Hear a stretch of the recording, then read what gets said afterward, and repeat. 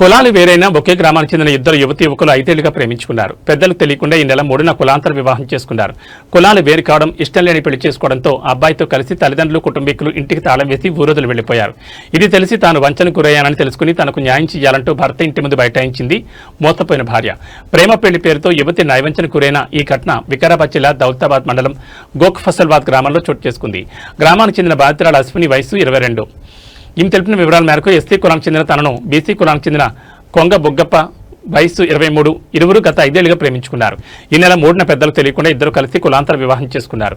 అయితే గత 20 రోజులుగా తన అత్తమామలు నువ్వు దళితమ్మాయి మా అబ్బాయిని ఎలా పెళ్లి చేసుకున్నావని బెదిరిస్తూ టార్చర్ పెట్టారని వాపోయింది. అబ్బాయి బీసీ కులం కావడంతో తనను వంచి యువకుడు ఇంటిల్లిపాది మొత్తం తాళం వేసి ఊరు విడిచి పారిపోయారని బాధితురాలు ఆవేదన వ్యక్తం చేసింది. తనకు న్యాయం చేయాలంటూ తన భర్త ఇంటి ముందు బాధితురాలు బైఠాయించింది. తనకు న్యాయం జరిగే వరకు అక్కడి నుంచి కదిలిదలేదని బాధితురాలు తేల్చి చెప్పింది. తన తల్లిదండ్రులతో కలిసి స్థానిక పోలీస్ స్టేషన్లో తనకు జరిగిన అన్యాయంపై ప్రాత ఫిర్యాదు చేసింది.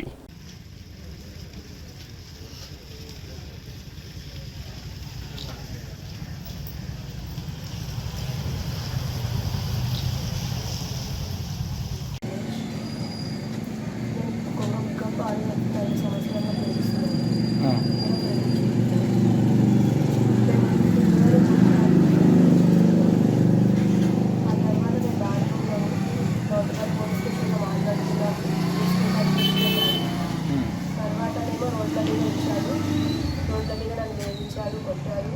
వాళ్ళ ఇంటి వాళ్ళు మాది గది కూడంతా కూడి అని బెదిరిస్తున్నారు. వాళ్ళు 25 years అవుతుంది. ఎన్ని రోజులకి నుంచి అంటే మీరు ప్రేమించి ఎన్ని సంవత్సరాలు అయింది? అప్పటి నుంచి బాగానే ఉన్నారు. తర్వాత పెళ్ళి అయినాక మొత్తం స్టార్ట్ చేసింది. ఇందులో అవి మీ కుటుంబ సభ్యులు ఏమన్నా? మా కుటుంబ సభ్యుల నుంచి ఏ ప్రాబ్లం లేదు. వాళ్ళు కూడా వాళ్ళ వద్దనుకునే వాళ్ళు ఎప్పుడు వెళ్ళిన తర్వాత వాళ్ళతో మాట్లాడి అది చేసుకుంటారు. నా పేరు అశ్విని, మాది గోక ఫసల్వాద్ విలేజ్. నేను బుగ్గప్ప అనే వ్యక్తిని లవ్ చేశాను.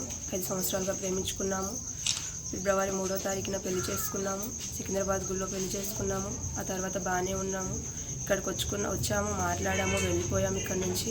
ఆ తర్వాత కూడా నాతో బాగానే ఉన్నాడు. ఇంటి వాళ్ళు ఫోన్ చేసి వాడిని వేయించడం వల్ల నన్ను వదిలేసి వెళ్ళిపోయాడు.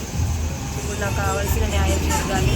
వాళ్ళ ఇంటికి వస్తే వాడు నాకు అవసరం లేదని చెప్తున్నారు. బట్ వాడికి మాత్రం ఫోన్లు చేసి అన్ని నేర్పించారు. నాకు కావాల్సిన న్యాయం జరగాలి. వాడు ఎక్కడున్నాడో తీసుకొని రావాలి. వాళ్ళ ఇంటి వాళ్ళే వాళ్ళు దాపెట్టారు. వాళ్ళ ఇంటి వాళ్ళు ఫోన్ చేయడం వల్లే నన్ను కొట్టాడు, వేధించాడు. వాడు కొట్టి నన్ను రోడ్డు మీద వదిలేసి వెళ్ళిపోయాడు.